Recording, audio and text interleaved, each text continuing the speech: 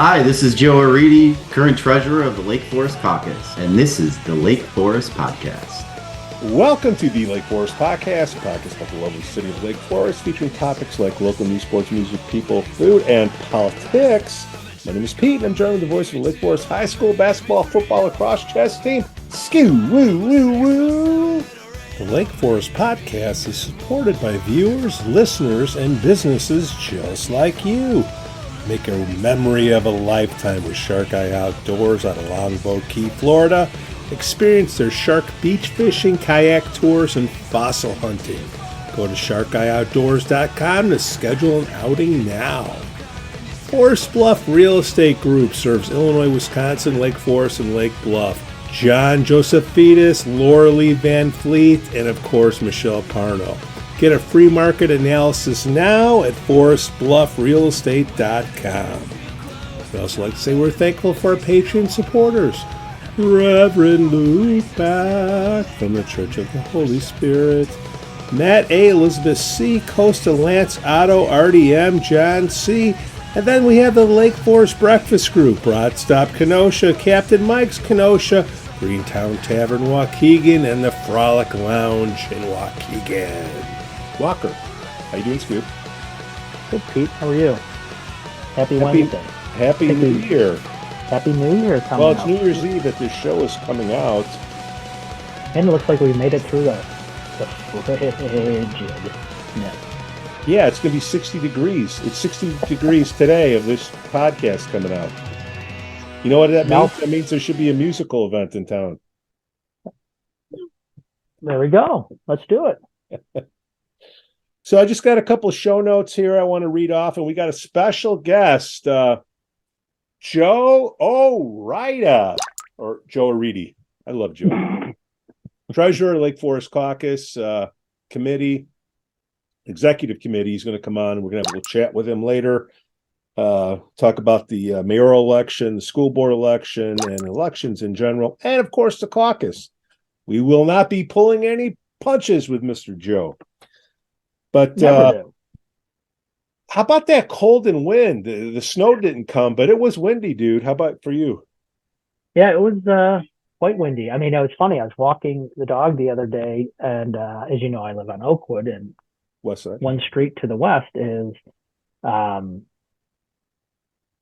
just blanking on the name of the street, Summit, which is across from the park. So I was walking the dog the other night, and notice, I'm like, God, I'm walking down some going, where'd all the snow come from?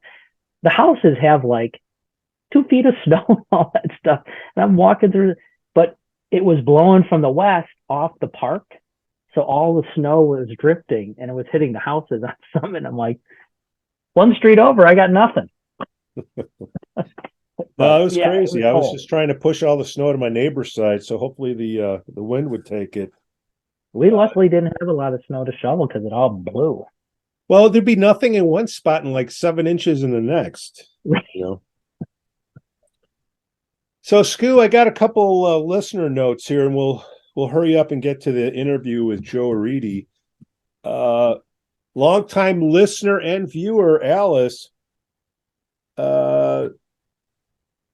tell Skoo that there are aldermen who serve our town who don't have hidden agendas of wanting to be the next mayor. I know he continues to dispute that. That's great. Your recent podcast included information about the history of the Lantern, and Beth Tiffany was interesting. I grew up in Lake Forest. I rarely went there, so enjoyed hearing about the Tiffany family. She took, I guess, ballet classes on the studio on Oakwood Avenue, and their teacher, Burka Nietzsche, loved the Lantern Burgers. So sometimes after ballet, they would all troop over there, and that's how they got their introduction. You would have loved the original Lantern Burgers. Yeah. I mean, they're tiny. I think we talked about this before. Tiny now compared to those babies are big and juicy, and you could have popped 2 of big Lantern Burgers in like they were White Castle. But if you got to make the burger bigger, charge more, people will pay it. Right? Good. I mean, a good burger around town, $16. Unless you go to Deer Path. You know, really? Oh yeah, Deer Path is It's the price is lower for a burger and apps than in the regular restaurant. They have fantastic food.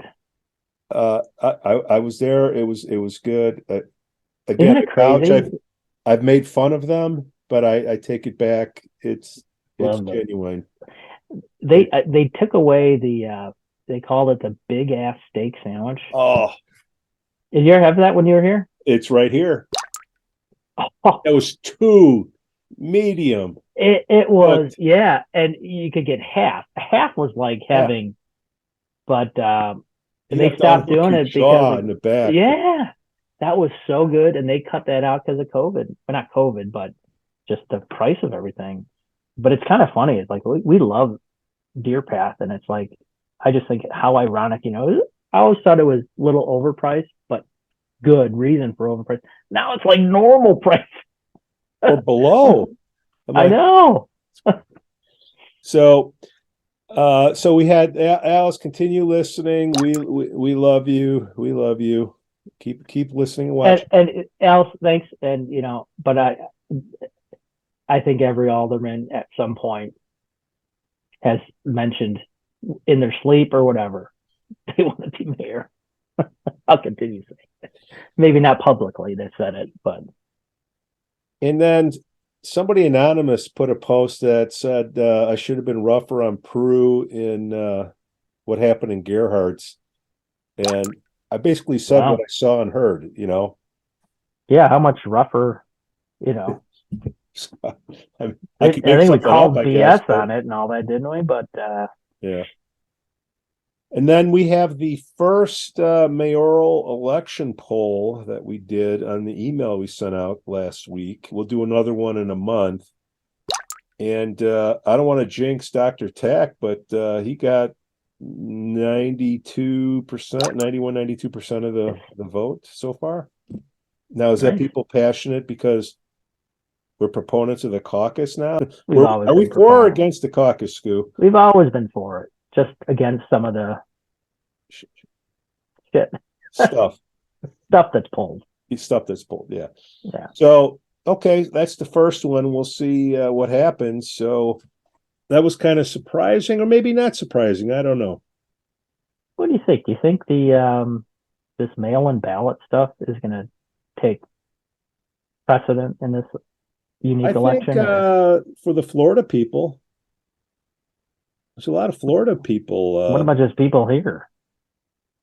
Well, I think they're here and in Florida, or whatever the hell you call that. I don't know. Well, no, I'm saying is, people don't come out to vote in our city elections as much as probably they should. But is this going to? Oh yeah, because they can now sit at home and not have to go down to Gorton or wherever.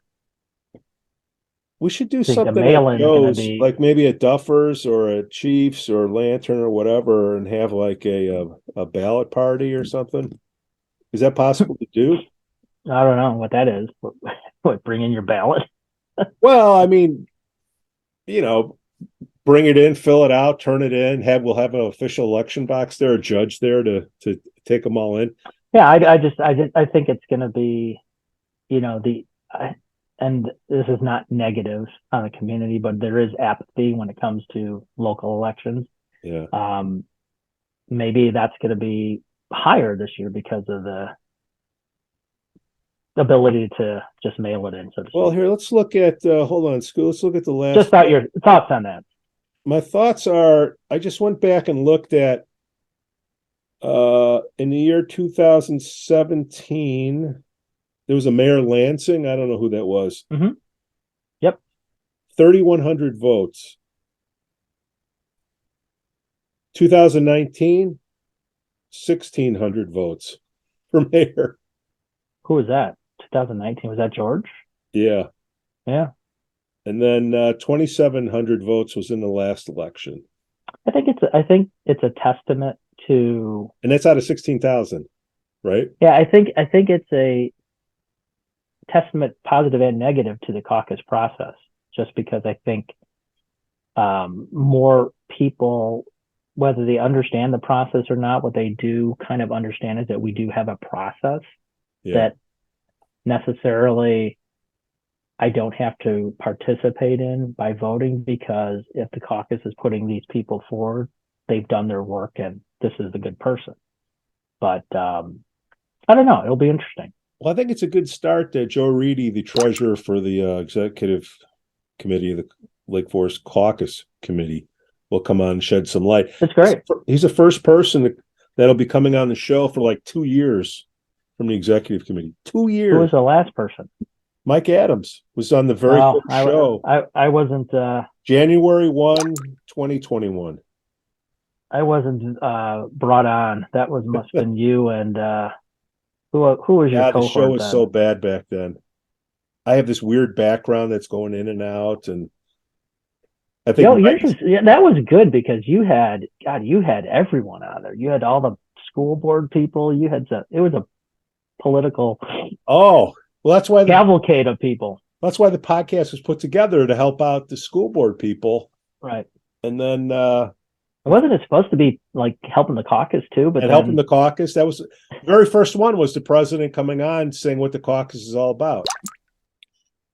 Skoo, this is a very, very special podcast. We have Joe Oriti, or as I like to call him, Joe O'Reilly. Joe, welcome to the Lake Forest Podcast, the treasurer of the executive committee of the Lake Forest Caucus. Thank you for coming on the show. Thank you, Joe. Pete. How you doing, Skoo? Thank you, Pete. Good. Happy to be here. You know, it was about 2 years ago this podcast started. It was about January of 2021. We kicked it off with Mike Adams, the president of the caucus back then, and we got this podcast together to clue the people in the Lake Forest what the caucus is all about. And since then, we have not had anybody on. So we thank you for coming on, Joe. You're welcome. Yeah, it's time. It's time to come on and talk a little bit about it, and lots of things going on. What have we gotten wrong, Joe, that we need to get right off the bat? Where does Skoo and I have it wrong, or are we close or close enough on our dealings to the public? Speaking of the caucus, I think you're halfway there. I'll take that. Yeah, we're a bunch of volunteers, community members, voters, neighbors, trying to do what's in the best interest of the city going forward, and that is to recruit and vet and have other community members come forward to serve on all the boards and commissions in the city, as well as the elected positions of mayor, alderman, and school board. So for the people that don't know, Lake Forest has a city manager and a mayor. Can you kind of clue a lot of new people are moving in, and they're like, what is this? What's the deal? What is a city manager-led city versus a mayor-led city? Sure. It's a unique system. Very few communities in Illinois, or the country for that matter, have this type of municipal government. The city manager basically handles the day-to-day dealings and affairs of the city and has everyone, different departments, report up to him. Whereas the mayor is an elected position, it's a volunteer position. A few responsibilities. One is managing two employees, the city manager and the city attorney. It runs the city council meetings, which is typically every other week. Presides over those meetings, sets the agenda in conjunction with the city manager, and only votes in a tie. The mayor also appoints all the volunteers for all of the boards and commissions in the city. The caucus exists to be sort of a HR arm by recruiting and vetting and interviewing to recommend the best candidate for the position that is vacant. And so in June of every year, all of the year's appointments are are voted on by city council at the by the support of the mayor. And the mayor does have the ability to either take the caucus recommendations or not and appoint their own, but has to work that with city council. And by and large, virtually all appointments are secured by whatever the caucus brought forward. You guys do a lot of interviewing. Lots. It's a lot of interviewing, and this year has been especially, there's been a lot of interviews. We started back in June. So the caucus season runs from September to the end of April. And then there's a new and old meeting where the current, there's turnover of the caucus. Roughly every year, 3 new caucus members join each of the wards. And so they're sworn in, if you will. And then there's a little bit of lull. There's not, most of the work is done within that April to September to April timeframe. But this year we have a mayoral race, as well as 3 school board members on District 115 and 3 school board members on District 67. So we had started that work back in June and broke out into subcommittees over the summer and met, countless hours to try to find the best candidates for the positions. Hey, Joe, take us through, or the listeners through, how the caucus is structured. A lot of people don't know, and I think it's good to refresh that process. So there's 4 wards in the city. The caucus includes 43 members. You have 9 members in each of the wards, so that's 36. And then there's 7 members on the executive committee. So you have the president, the vice president, the treasurer, the secretary, internal communications, external communications, and then fundraising. So those are the 7 positions. Currently, we have actually 42 members of the caucus. The external communications person resigned in the summer for personal reasons, and we haven't filled that as of today.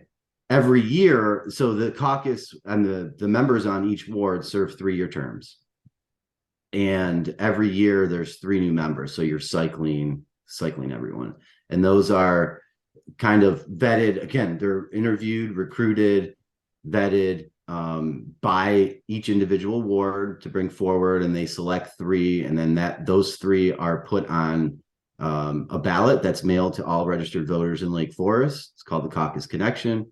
Comes out around March, and then the community votes on those members, and those members are served for 3 years.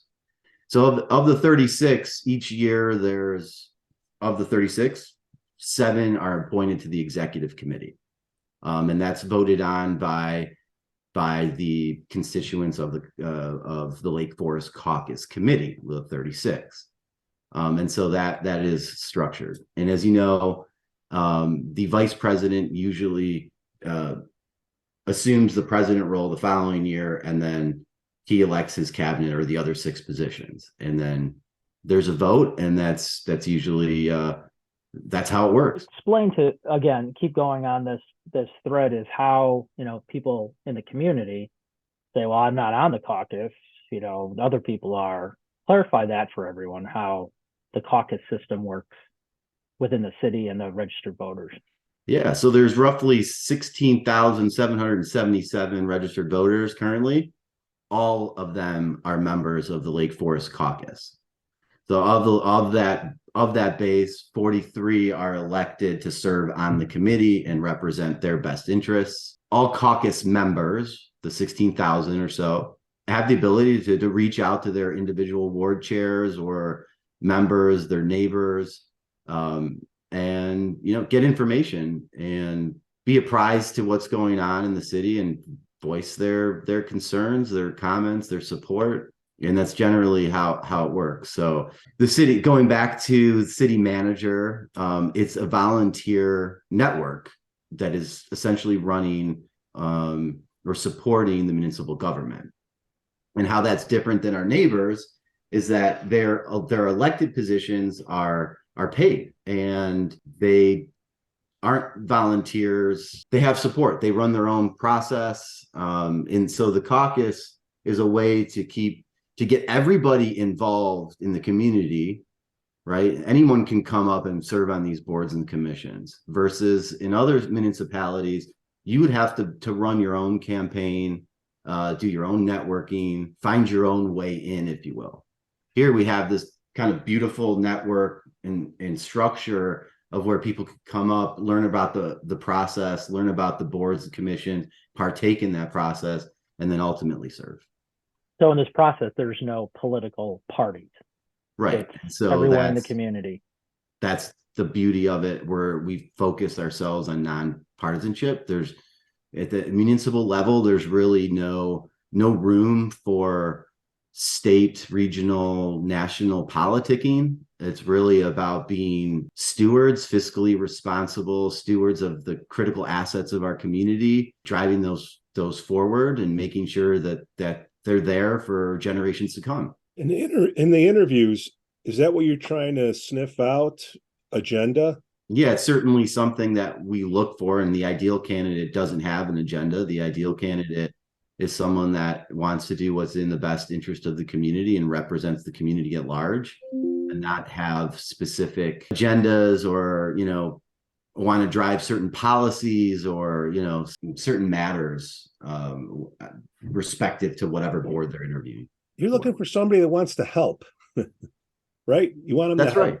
That's right. It's we believe in term limits, right? So there's term limits at all of the positions. And so you get kind of new blood in, and cycle through all these volunteers, get different cross sections of the community, people that have been here a long time, people that are just new to the city, men, women, young and old, right? Different backgrounds, different professional backgrounds, different. So some of the backwash that has been going on forever for the people who want to make it an issue. Why don't I have a choice for the election? There's only one choice for alderman. Can you just explain that one more time? Why there's only one there? Based on the volunteerism of the city, right? You entrust the process to a select cross section of the community, the 43 members. It allows anybody to partake in the process. If you had a different, if you had partisan candidates and you had a selection of, 2 or 3, each individual would have to be responsible for their own campaign, their own networks, their own volunteers and support to get themselves elected or vie for the positions. And that eliminates most of the community. No one has the time or the resources to do that. And so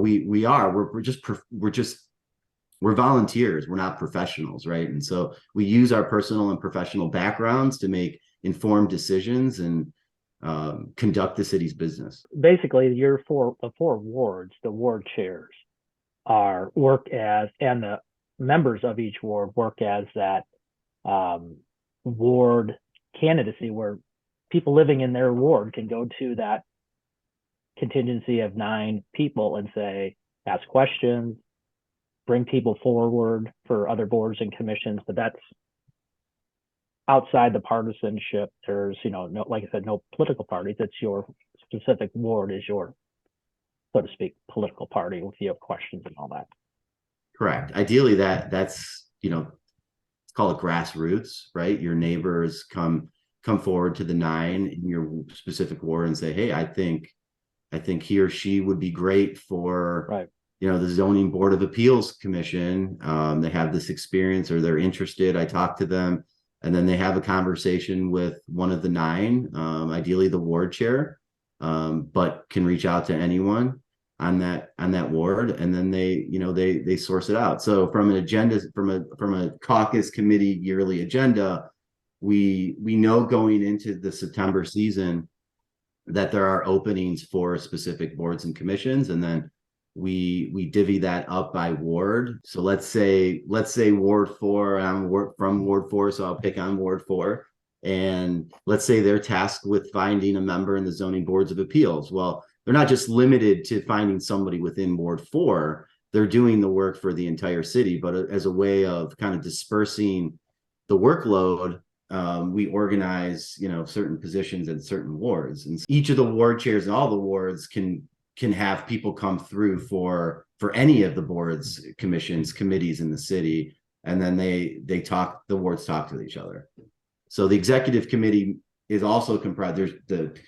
So we have, we'll have an executive committee meeting once a month, and it includes the 7 plus the ward chairs, and we go through the agenda, the timeline, and work plan of the year, and we talk about who's interested and who's not. And remember, this is all volunteer, so it's only as good as those willing to serve and bring themselves forward. And so we have 16,000 or so to pick from, but we have to have it in a grassroots style, and they have to be willing to serve and should be involved. And so this is what I hope the caucus, kind of becomes. And this is why I said you have it half right, because I think we really need to get more people active in the process and willing to serve. The more we have to choose from, the better we'll have for the candidates, and have everyone kind of included and supporting the process. Because really, this is a great system. It's been around for 88 years, and we want to see it, around for another 88 years.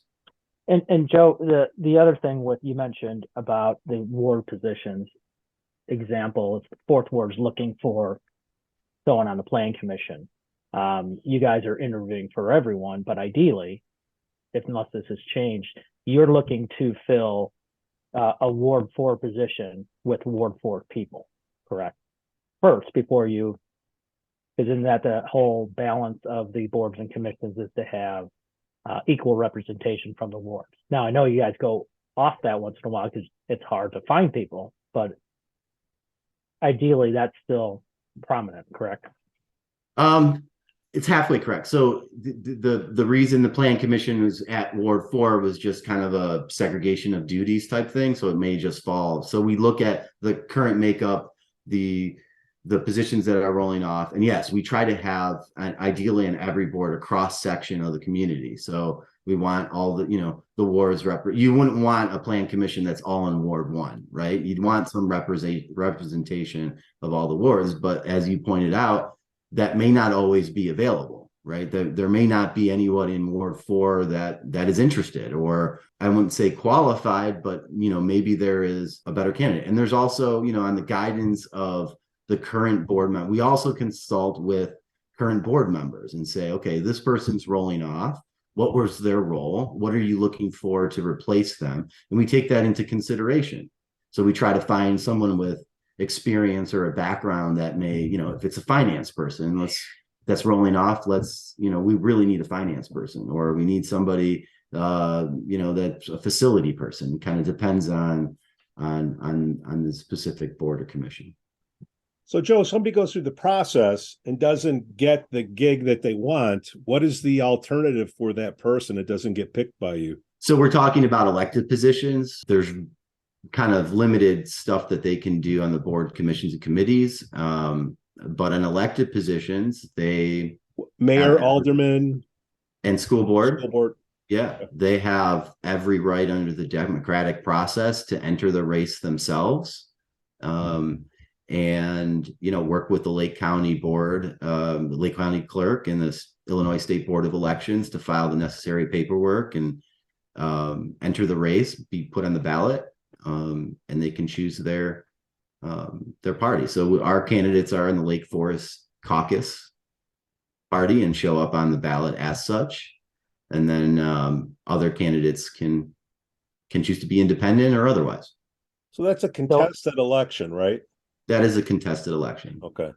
So in our caucus system, and again, clarifying for people that, you guys are the ones, the caucus committee is the one that takes all the qualified, willing candidates, vets them.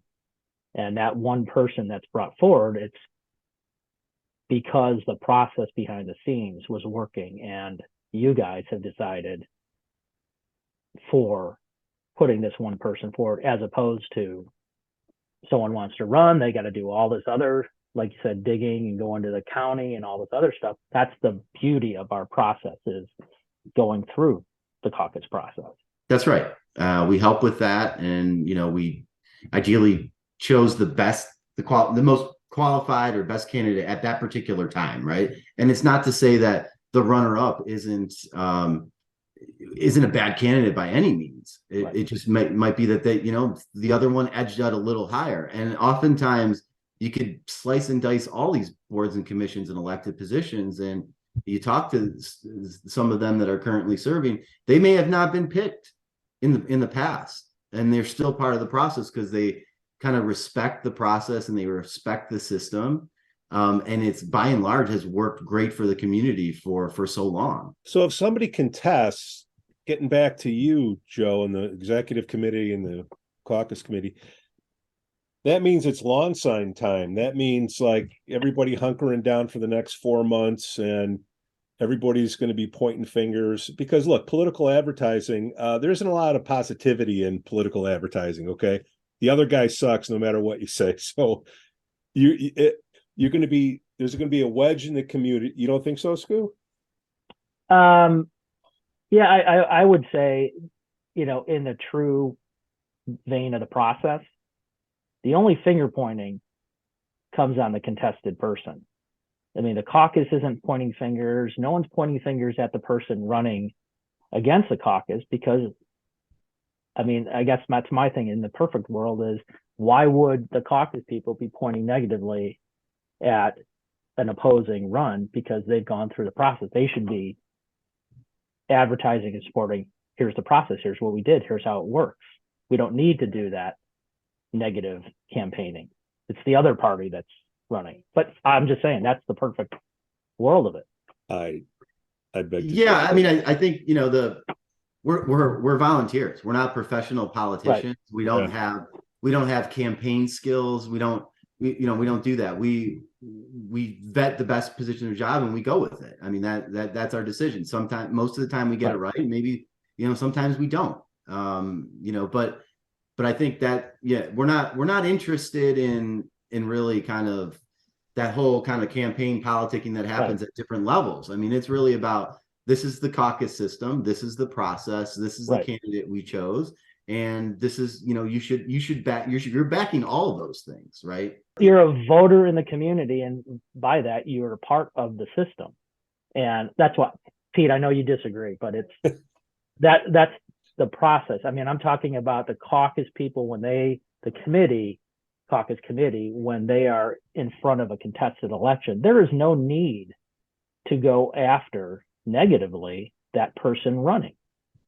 Just like Joe said, here's the process, here's how it worked, here's the people that we interviewed, here's what the 43 people sat in these interviews, and we decided because you elected us to make those decisions.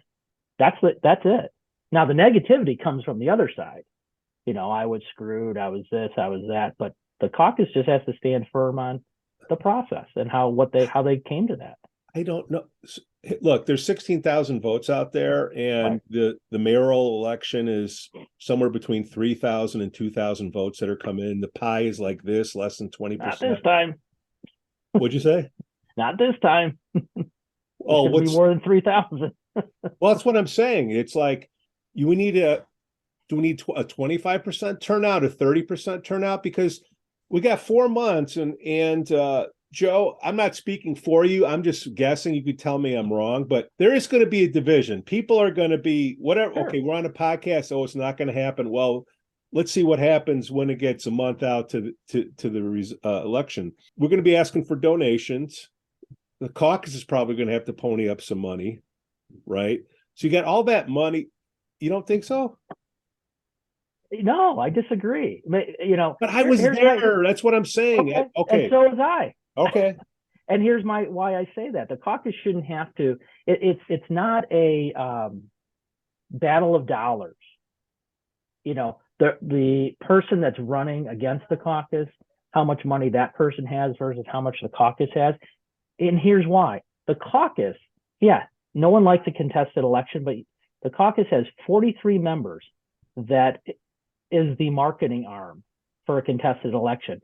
You got money in to go buy the stupid yard signs. That doesn't win an election. It's the grassroots of 43 people going out to their neighbors. There's people on the caucus committee that have a world of knowledge of social media, of marketing and all that. That's where it comes up to start using that and going after. It's not, now we got to raise $50,000. What are you going to put the $50,000 for? Joe, I agree. I mean, I think there is a component. I mean, some funds do need to be raised to do, you know, kind of mailings and signs and whatnot. But really, I mean, and we don't have 4 months. We don't have 4 months at all. The time is now. Election season has already started. The caucus committee should be out knocking on doors right now in all 4 wards. Right. Saying, hey, and sending out emails to their base of their email base that they have and calling people. Joe, let me ask a tough question, okay? And this isn't towards you, it's whoever's running the caucus. If your external communications person left a while ago and you got a contested election, why isn't there another external communications? Isn't that like the most important thing that could be happening right now? It's a good question. Yeah, but Pete, here's the thing. No, you're talking about the executive committee has to come from current caucus members, so we can't search outside, right? And so all the wards are full, and so it's limited to experience and who wants to step forward and do it. And you know, we've had so much to do over the last 3 months in terms of getting all of these folks to communications guys. So I'm just. I know, but here's my thing, Pete. And you're making it cut and dry, like, oh, you know, we don't have communications. Well, no, I'm just saying, you keep saying, you know, we don't have a communications director. So, you know what, there's 43 people on that caucus committee. You're telling me there's no one that specializes in marketing or social media that, you know what, this is where the president of the caucus has to stand up and say, hey, guys, it's not about money. Is anyone can help us, you know, with their expertise? And you don't need a communications director to get this thing going. It's the people within the caucus to shake the bushes like they're supposed to do. And if there's, you know, your neighbor is a social media or marketing expert, to knock on the door and say, hey, can you help out? It's not cutting a check. It's like, you know, help out here. That's what it's all about. If nobody's responsible. Yeah, because I was going to say that has been done, right? And so somebody doesn't have the time or the willingness to do it right now, and so that's why it's not filled. But I wanted to come back on that election season, and really the 43, as you mentioned, if this is gonna work in the future, it's not just about the 43. It's about all of the neighbors and the community outreach. This is all going to be grassroots style. So money is great, but this is the whole reason our caucus system exists, because we don't want money to buy elections. If we do that, then it's littered with agenda-driven folks, right? And only the people that have the resources to do it. So it's more about getting out to your neighbors, getting on your streets, getting to your country clubs, getting to the schools, getting to the nonprofit organizations, getting the word out, right? Small businesses, everybody that's a registered voter in Lake Forest to support the system, right? If you want this going forward. So and this election season, it's very, very short. It's already begun, and if we're waiting till April 4th on election day to cast all those votes, it's not good, right? I mean, right. On January 4th, a week from today, the Lake County Clerk releases the vote by mail application. And starting 40 days from the election, those mail-in ballots will be mailed to everyone. So everyone that goes to Naples, everyone that goes to Arizona, they need to, if they want to preserve this system, they have to get these ballots mailed to them, and they can be mailed to temporary addresses. There's a whole for it. And I guess, Joe, the point I'm trying to make, and I know Pete, you disagree with it, but the point I'm trying to make is our caucus system is based on 4 defined wards in Lake Forest that the 16,000 people elect the 9 people, well, not the 16,000, but the people in the 3rd, 2nd, 1st, 4th ward are elected to serve on the caucus committee by the constituents in those wards. And all I'm saying in a contested election is those ward people are the people, you know, that have to get out and start shaking the bushes. You know, to be honest with you, I'm in the 3rd ward, and I know the election cycle is tiny. I have not had one person of the 9 knock on my door, send me anything about voting for mayor, school board, or alderman. And I think that's where you got to shake the bushes that way. It's not sending out a big email saying vote for the mayor and this. It's knocking on the doors, because once those ballots come out to, mail in, that's where it's going to come down there. And if no one's knocking on doors, the system's not going to fail. Let's be honest. It's, they've had contested elections throughout the years, but it's a matter of the caucus committee and the people in the ward shaking the bushes. And it's not yard signs.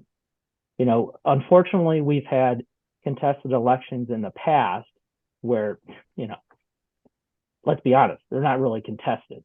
There's disgruntled people running against caucus elections. This time, you got a little bit of both, disgruntled, but also pretty qualified, right?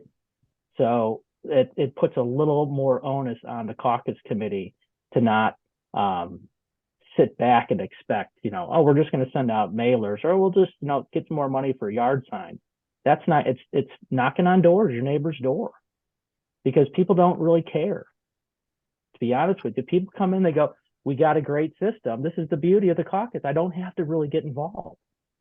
I just moved here. I don't know what the system is. But that's my point. And it's like, but someone says, hey, this is how it's set up. And you're like, oh, cool. That's, so. Okay, we got Dr. Tack. All right, let's get to the positive.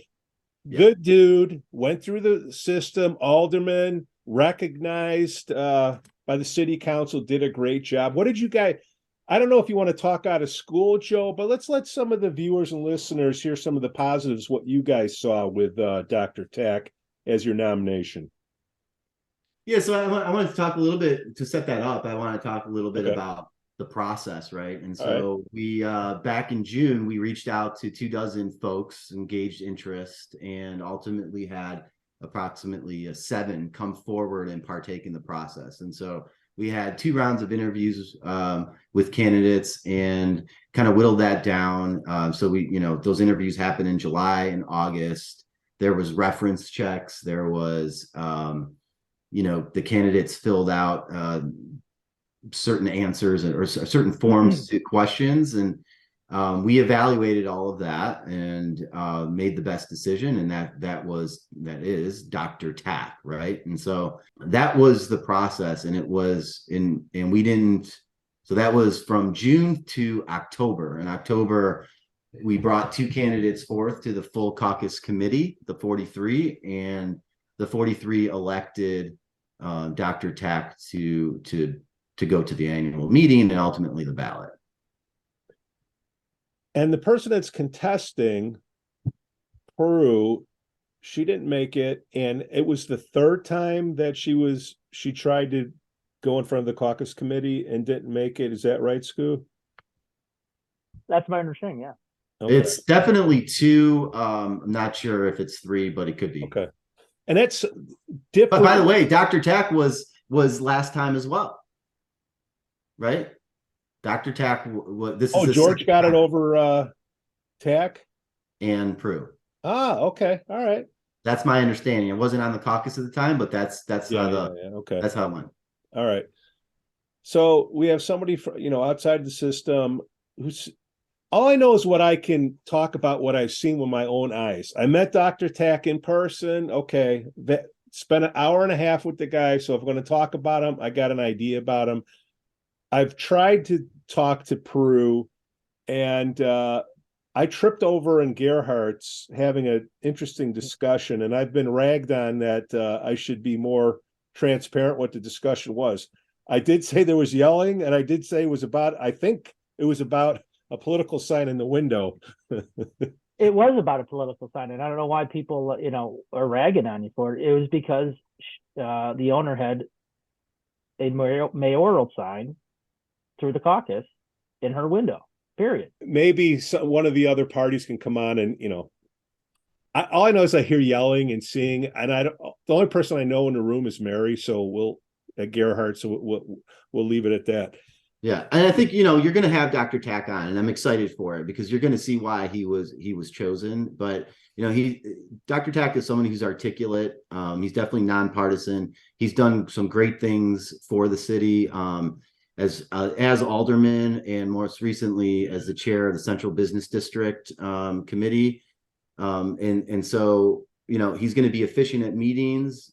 He's going to do what's in the best interest of the city as a whole. I mean, that's exactly who we want, right? So and he went through the process successfully.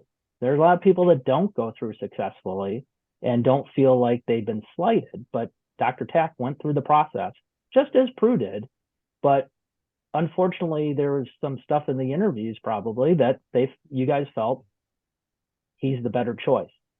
And I look at stuff also as, and I'm sure you guys did in your vetting process, is look at their track records, because both of them served together on the council. And my personal opinion, because I view these and watch these, and he was a superior alderman to Prue, period. By getting assigned different committees and all that, he was a better alderman. Not saying she was bad, but he was a better alderman, and which falls more in line to doing the next spot. So it's the process worked. So, and that's what's got to be focused on. So Dr. Tack got chosen. Prue's going to whip up her machine and go out there. What is up with the city council, the two aldermen, Luby and Novitt, saying, "Oh, I'm going to sit this one out"? Let me ask you this before, Joe, you respond. I'd like to hear in your response, your opinion on the fact is, my opinion is these two people who, first off, Novitt, who I have questions from what I've seen and heard of how she was even put on the council by the caucus, as well as Eileen Luby, who really needs to take another look at, her too, is, she was a past caucus president.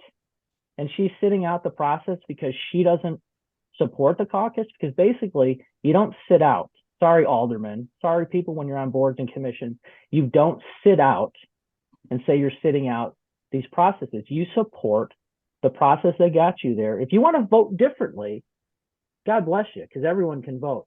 But Eileen Luby was president of the caucus that, she wasn't even on any boards or commissions. She was president of the caucus and then jumped to alderman. So, and then Novitt, who, Pete, you can attest to that whole process. How'd you prepare for this meeting? Nothing. I did nothing. You're the winner. To get designated to be alderman, and now they're in a most critical thing. They won't even support the caucus. Yeah. In my opinion, Joe, you can say whatever you want, and hopefully you guys are going to look at this. After this is done, those two should be re-interviewed by the caucus, decide, is this really the right thing to do? Because obviously they're not supporting the process that got them there. And ironically, that's the same reason that the candidate is running against the caucus. Yeah, what can I say? I mean, it's disappointing that they didn't back the caucus after the caucus backed them, and as an elected official, you do have to come on stand, right, wrong, or indifferent. You can't sit this one out, right? You have to answer to your constituents, and not just the caucus committee, but all the voters, right? And so, why is it that you're not? And that letter was important. It was lengthy, we admit, but we felt it was important to kind of tell the story of what really went down. And it's not about someone contesting our candidates. I think that's fine. That's healthy. That's allowed, right? It's in the manner that it was done. And then I think was disingenuous and disappointing. But I think Alderman, Weber and Novitt, I think there's still time, but I think you're going to have to, why are you sitting it out? Yeah, right? and to be honest, they're going to have to answer that. They're going to have to answer that to someone, right? I'm sure they got calls and be like, why aren't you on this letter? And so and here's my thing. I'm calling them out right now, and I want to know, as a voting person in this community, why my aldermen, now they're not mine, I live in the 3rd ward, but they're still my aldermen representing the city and all that. Why are you backing out of it? And Eileen, more importantly, you were the president of the caucus not too long ago, and you're no longer supporting the caucus. Which I want to know why. Which is a big statement. It's a big statement, Skoo, because she knows better than anyone how much time is involved in this. I mean, this isn't like just showing up to meetings every other week. 17 meetings a year. I Right. mean, there's a lot of work in the background. I put 30 hours of work a week in July and August on 2 subcommittees, right? And so not everyone can do that, and I understand. Everyone kind of brings their different talents and time, so then that is fine. But to not support the caucus, and it's not really about Randy versus Prue. Right. Exactly. It's about Joe. the caucus system Process. right? Yep. So you got to support the process. You got to support the system. And all I'm calling out on is I want those 2 aldermen who decide to sit out. I want to know why. Nancy, you probably shouldn't be on as an alderman right now, but the caucus put you there. And more importantly, with Eileen as being a past president, if they want to come out and say, you know what, I don't support the process, I'm all for it. Yeah. If you don't support it, state it. Don't say I'm sitting it out, because by saying you're sitting it out, you're basically saying you're supporting the other candidate, and you don't support the process that got you to the ultimate volunteer position besides the mayor is alderman. And I want to hear why on those 2. And I also want, and I'm throwing this out there too, I also want the caucus and the executive committee to really consider after this is to re-interview those 2, because clearly if they sit on their, you know what, and sit out this election, they don't deserve to be on the council or representing the caucus, because clearly they don't support the process. And they got there because of the caucus, and now because it's not working their way, they don't want to do it. They should be re-interviewed and voted on. Yeah, I mean, they're going to have to answer for themselves, right? But right. I think this is the kind of stuff that we don't want to happen, right? I mean, we want to encourage volunteers to coming through, and we don't want to have this divisive kind of process or us versus them type thing. I mean, this process exists for all of us, right? And who are the benefactors of that? I mean, it's just not the voters, right? I mean, it is the voters, but look at our great city staff. They deserve the best in these positions, right? And so we're doing that work to keep the government, the municipal government, running as efficient as possible. We're not just kind of pulling names out of the hat and throwing darts on a board. You know, we're actually going out, vetting people, trying to recruit, you know, trying to talk to other past people that have been involved to to support why they should do it. And it's multifaceted, right? This whole system is grassroots. And people don't understand. And if caucus isn't going to blow up, much to Pete's hope, it's not going to blow up. And I'm kidding, Pete, but it's not going to end. Maybe not. But no, it won't end, because the fallout is catastrophic, so to speak. What are you going to replace it with? And you can't just plug something. What is going to happen is there's going to be a trickle down, and we're going to have trouble getting volunteers now. We're going to, you might start seeing more people on city staff leaving. Not saying they are, but there's a trickle down on all this. And why would that be? Why would that be? That would be because if a caucus candidate doesn't get elected in the mayoral position, which is a very important position, right? Right. What's that relationship with the caucus? And how are they going to take the work that we do all year to staff these? I mean, they could reject every candidate we put through, right? And come up with their own candidates.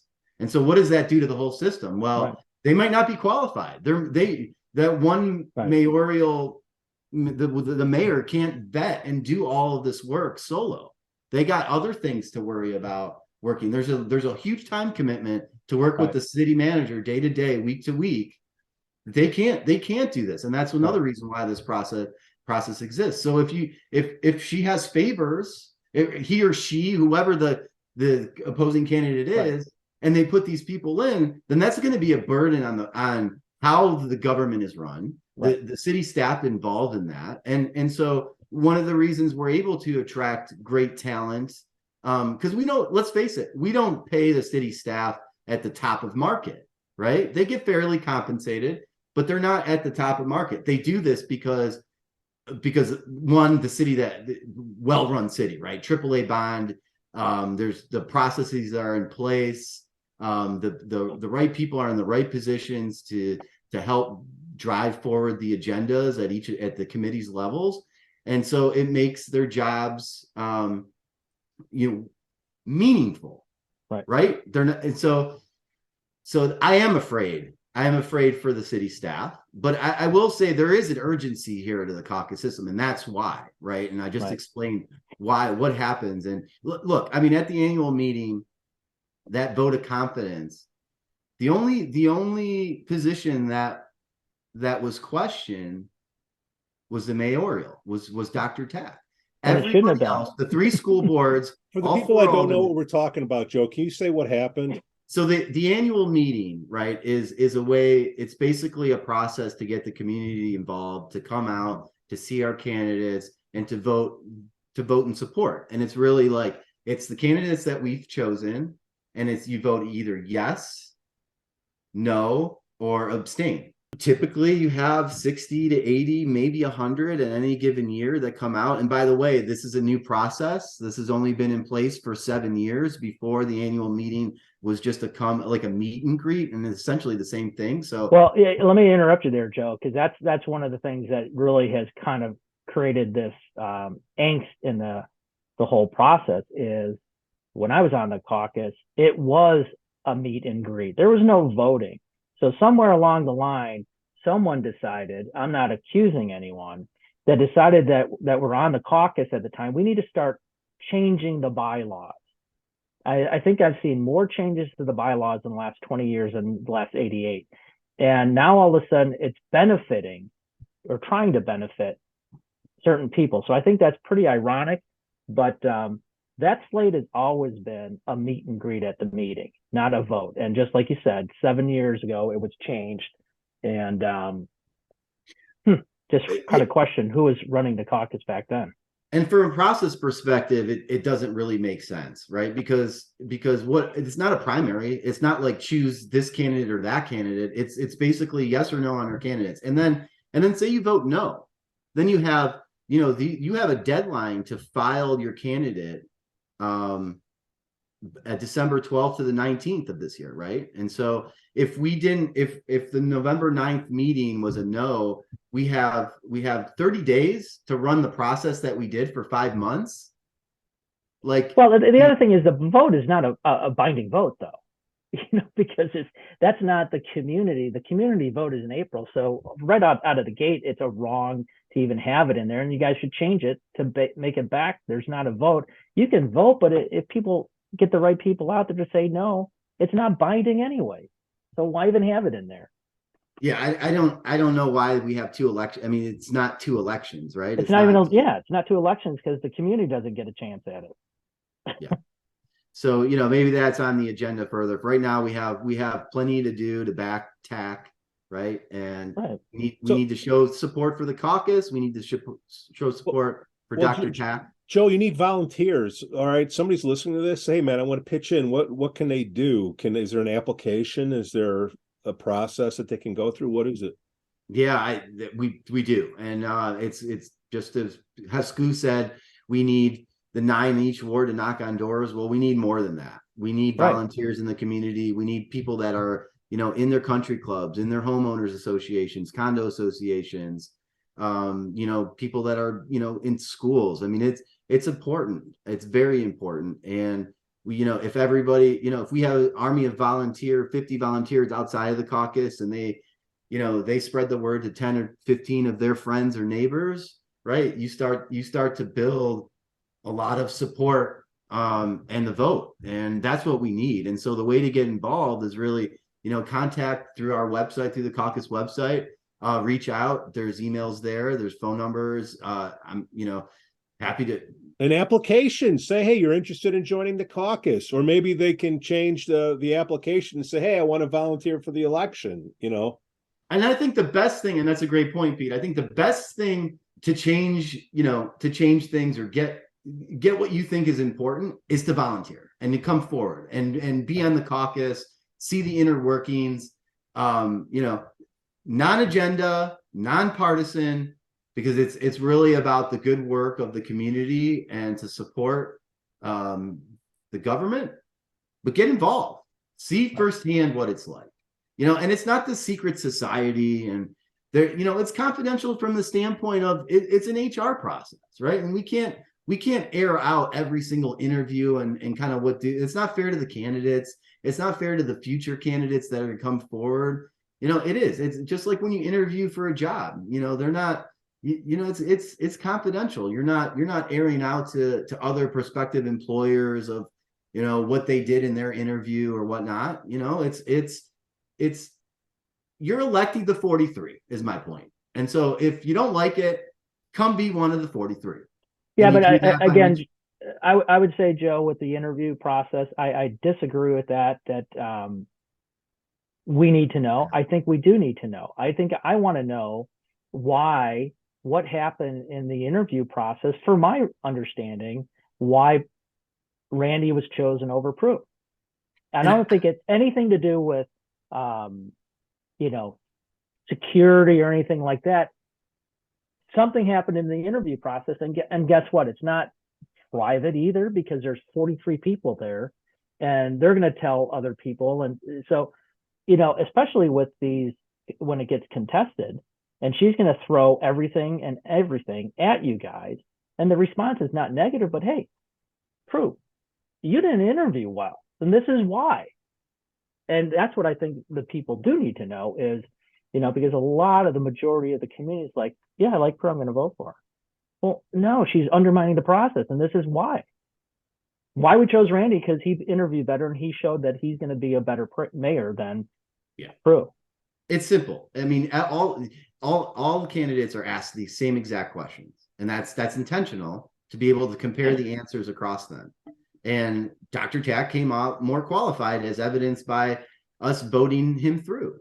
And I mean, I don't know what else, and I know you disagree with this because I've heard it on other shows, but I don't know what more, like, there wasn't like, what are you looking for? Like a smoking gun? Like she said this, she said that. I think it's more about Dr. Tack. He was the best candidate. He answered the questions in a more articulate fashion. That's right. That's the smoking gun I'm looking for, that you guys got to get out there, is that he answered the questions better.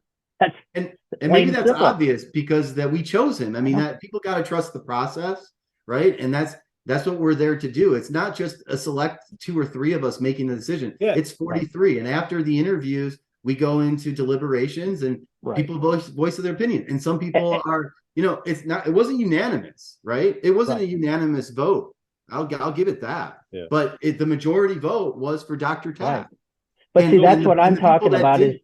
And just like other boards and positions and committees and elected positions, when the candidate that goes on, gets through, that I don't vote for, I live with the process.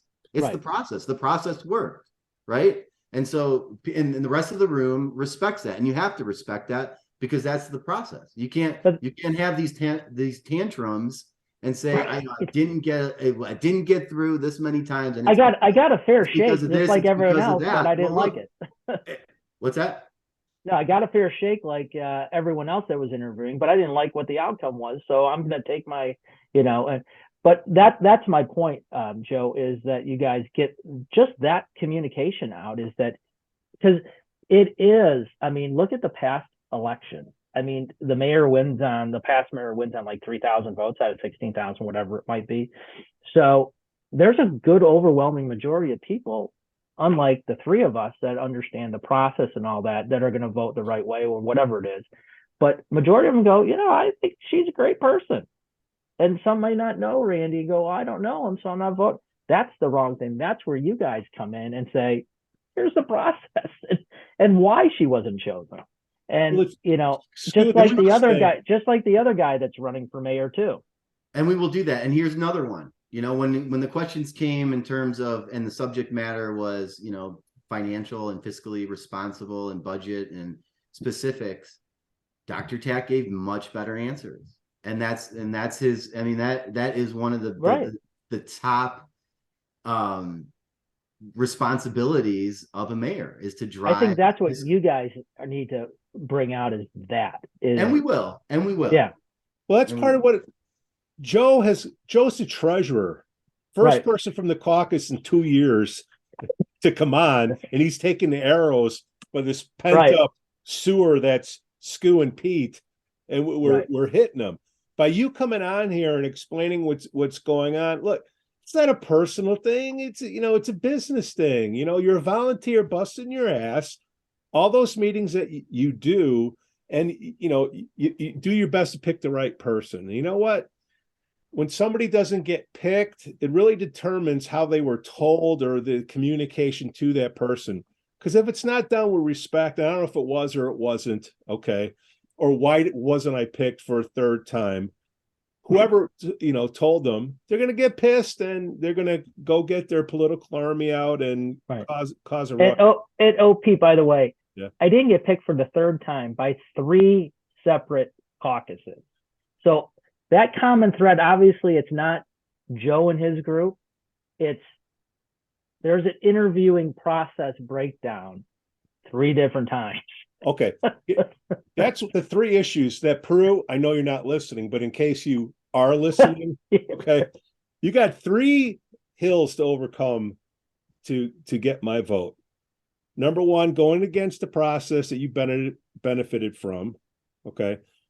2, the $250,000, 300 grand, whatever it is. Okay. I know you guys say it's not political, but I'm sorry, if I'm vetting someone, I'm going to look that up. Okay. I'm like, Kim Fox, Lori Lightfoot.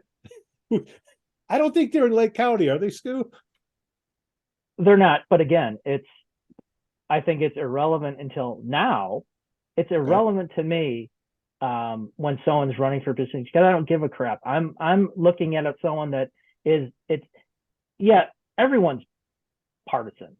Everyone belongs to a party, but when you're going through the caucus, let me finish. You're not really, and I don't really care. You're not vetting how much money you're donating to a political party. But now that she is running opposing the caucus, to me, that's a big issue. That's my point. That little lady that I saw at the last minute there with her, Susan Garrett, she's a political ex-congressman. She's still a congressman? No. Okay, done. She was, right? State senator or something? Oh, yeah. Okay. Senator, yeah. Or whatever. So when Good one, too. I wouldn't know. All I know is when I brought up the donation, she came in like...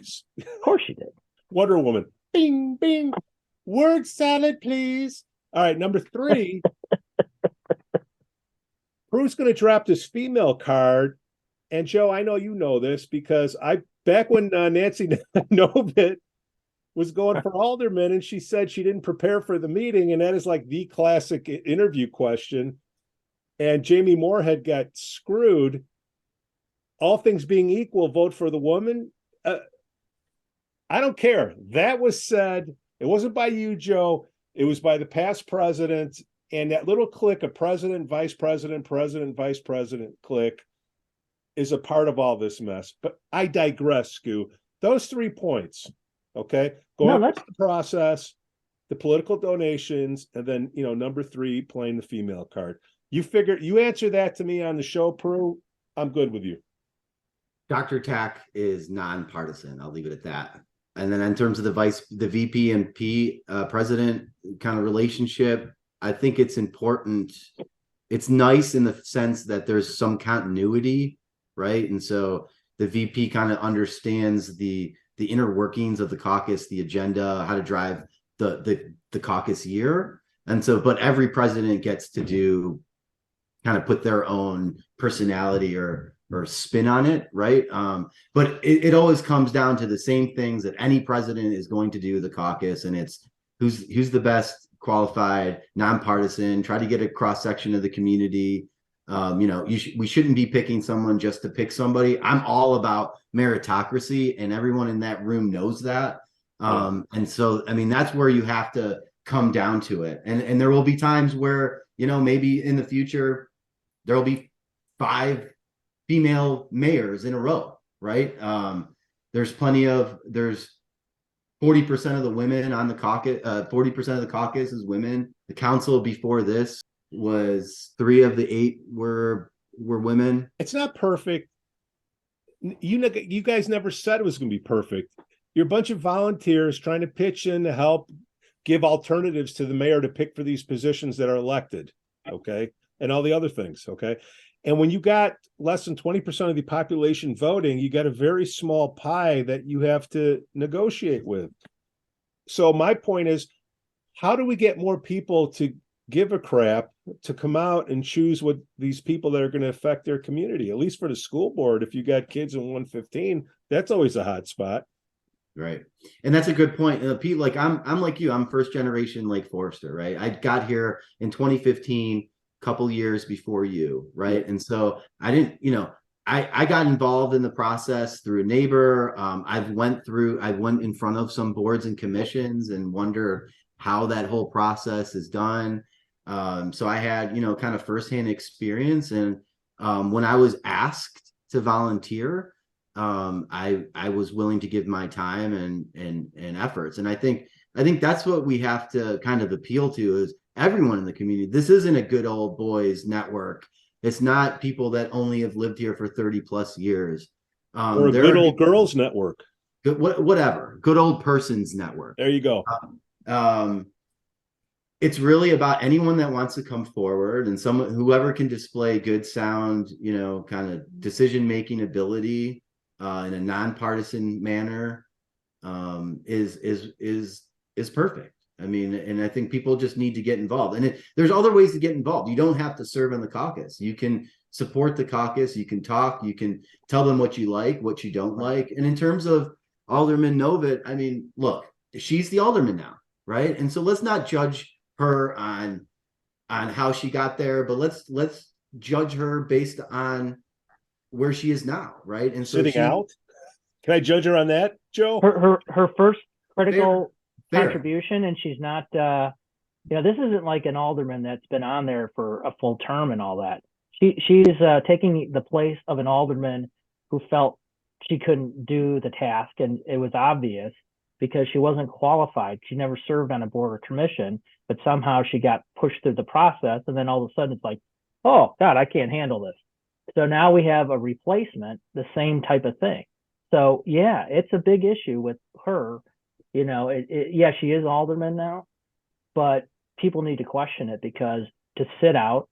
I'm going to harp on this. I think it's atrocious that our quote unquote leadership, 2 of the 8 of them are sitting out because they don't have to support the process that got them there. I would say that's fair. And that's fair. But, look, I mean, Dr. Tack, he was alderman.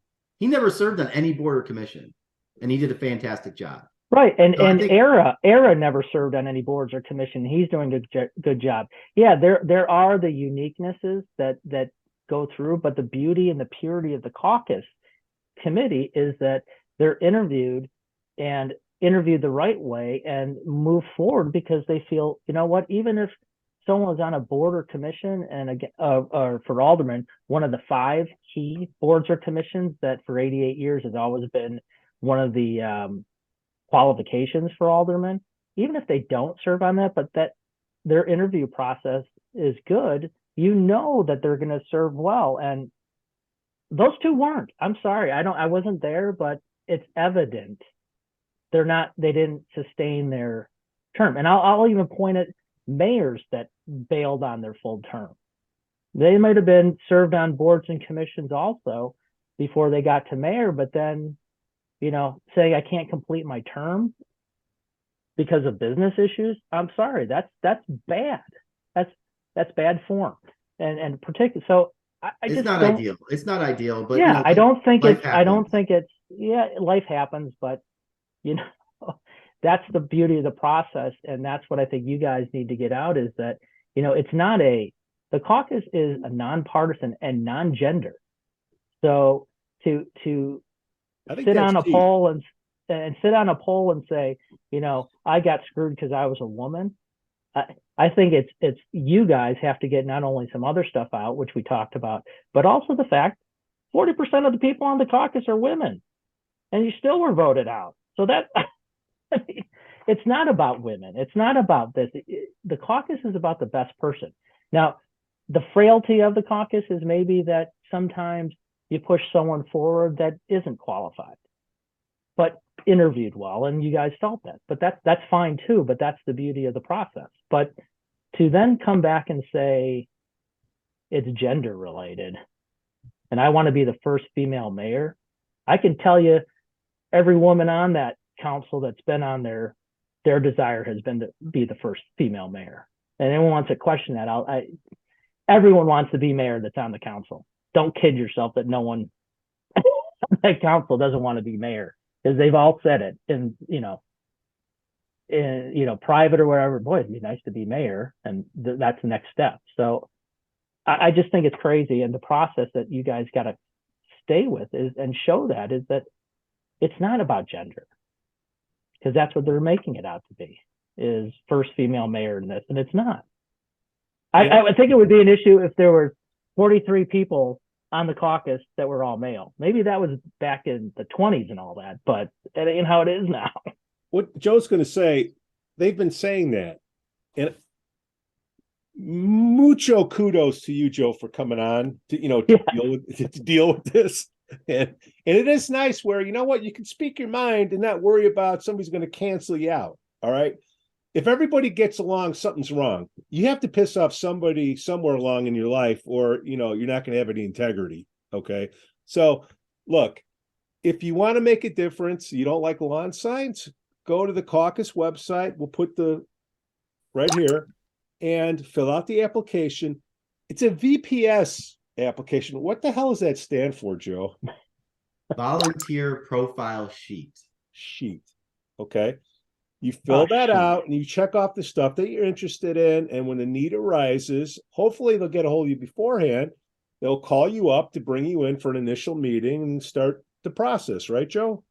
That's correct. Okay. That's all you got to do. If you want questions, reach out to your ward chair on what certain positions are. You can go to the within our Lake Forest Caucus website or the City of Lake Forest website. You can see all of the boards and commissions. You can see from the Lake Forest Caucus what boards and commissions positions are coming up that need to be filled. And if you're interested in learning more about that position, you're certainly welcome to reach out to the ward chair and learn more about it. And then ideally fill out a volunteer profile sheet to be part of the process. Yeah. Joe, you're doing a great job. Joe? Thank you. I appreciate that. And look, I wanted to come on you on the because side and keep doing it. You're doing great. I'm passionate about this stuff. I think, I have 4 very young kids, and I want the city to be better. It's a wonderfully run city, and I want to continue that and give back any way I can. Right. And so right now it's the caucus, and I'm very passionate about it. And so I think you guys have a great resource here for the community, not just for the caucus, but for all of our not-for-profit organizations in towns, for hope the city's kind of the city workings, all the kind of things that are going on, small business owners. I think people really should utilize this resource and kind of reach out. And I hope your viewership will grow, and know that I'll be watching in the future. And Joe, just again, I want to commend you, because I've talked to you on the side. I've seen you other places and all Slinging that. beers. And the thing I want to point out is for you, Joe, is that like you said, you've been here since 2015. You're not a lifer and all that stuff, but you've taken the initiative to learn. And that's what everyone that volunteers, it's not about who you know and what you do. It's the willingness to learn how the process works to make it better. And Joe, I can tell, the few times we talked in here, you've done that, and it's doable. It's not hard to do, but you educate yourself and ask questions. And, hopefully the caucus moving forward has more people like you, and being on the exec committee, part of the interview process is starting to get educated more people on serving like that, like you are. So kudos to you. Thank you, Awesome. Skoo. Thank you, Pete. And Bravo, Joe. One final thing, I'd be remiss if I didn't give a shout out, a shameless plug to the Friends of Lake Forest Parks and Rec Foundation. Hope everyone enjoyed. Do you know anybody over there? You must have been on that, aren't you? I'm the treasurer of the foundation as well. So you guys doing a great job. Rick Amos. Thanks, guys. Appreciate it. Happy New Year, boys. Joe, Happy New Year. Thank you. Skoo, we should tell everybody have a great new year. drink responsibly in your lazy boy chair. Will you make it till midnight? Oh God, No. All right. I mean, I struggle to. Let's put it this way. Now. I don't go out anymore, so it's like. Oh, well. We thank all the listeners and viewers for 2022. Love us, hate us, just give us a comment. We got Hope thick everyone had a skin. great year. And 2023 can't wait. Bring on April. Skoo, great job. Peace. Peace. Ara. Later. The Lake Forest Podcast is supported by viewers, listeners, and businesses just like you. Make a memory of a lifetime with Shark Eye Outdoors out of Longboat Key, Florida. Experience their shark beach fishing, kayak tours, and fossil hunting. Go to sharkeyeoutdoors.com to schedule an outing now. Forest Bluff Real Estate Group serves Illinois, Wisconsin, Lake Forest, and Lake Bluff. John Josephidis, Laura Lee Van Fleet, and of course Michelle Parno. Get a free market analysis now at forestbluffrealestate.com. We'd also like to say we're thankful for our Patreon supporters. Reverend Luke Back from the Church of the Holy Spirit. Nat A, Elizabeth C, Costa Lance, Otto, RDM, John C. And then we have the Lake Forest Breakfast Group, Broad Stop Kenosha, Captain Mike's Kenosha, Greentown Tavern Waukegan, and the Frolic Lounge in Waukegan.